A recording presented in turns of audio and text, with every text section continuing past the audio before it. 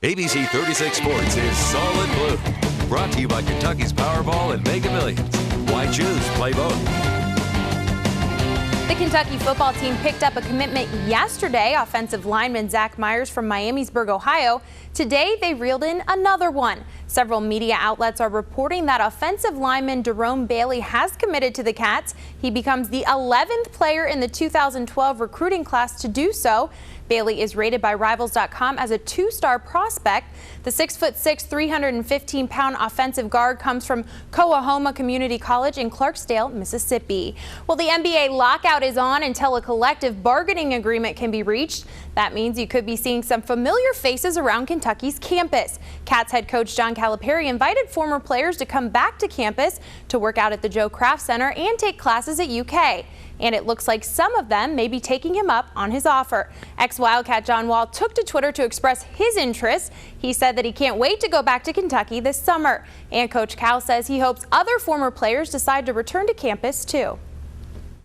The whole idea was academically. Let's reach out. Let's get them back here. Let's get them on campus. Let's give them a facility they can train in. Guys that are close but not there. That need some more hours from Jody to Nazi. I can go on and on. Those guys are there that come back and finish this stuff up. And this will make Coach Cal happy, too. Another former Cat is reportedly coming back for the summer, Jorts. Josh Harrellson will also be working out on Kentucky's campus. That's according to the Wall Street Journal. The newspaper did a profile on the big center and the origin of his nickname. The 45th overall pick in the NBA draft was in New York earlier this week to meet with his new team, the Knicks. And he couldn't leave the Big Apple without a souvenir, a nice pair of jorts. Some current Cats are showing off their academic skills. 64 student athletes have been named to the Southeastern Conference's Spring Academic Honor Roll. The women's track and field had the most honorees with 13. Other teams represented were baseball, softball, golf, tennis, and men's track and field. The first ever Sprint Cup race at the Kentucky Speedway will take off at the track in Sparta in about a week. And the Quaker State 400 is now a sellout. The 107,000 grandstand seats that were available are now gone.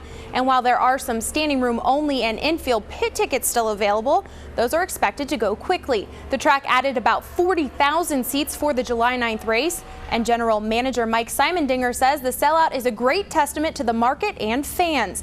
And he says they're busy making final preparations for the big crowd.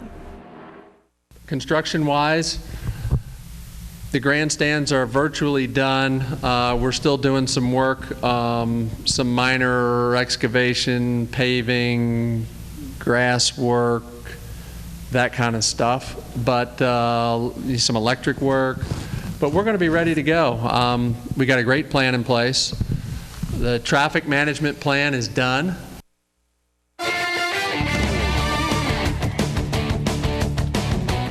Reds, Indians, Cleveland swept Cincy in an earlier meeting this year. The Reds would have to do the same this series to keep the Ohio Cup, and it wasn't a good night to be a Cincy fan. The Reds lose to the Indians 8-2, and the Ohio Cup heads north. But the bright spot, Brandon Phillips at bat in the bottom of the ninth. He drills this ball out of the park.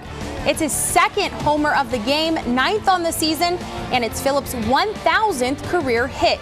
And that's why he takes home the Kentucky Lottery Pick 3 Play of the Day.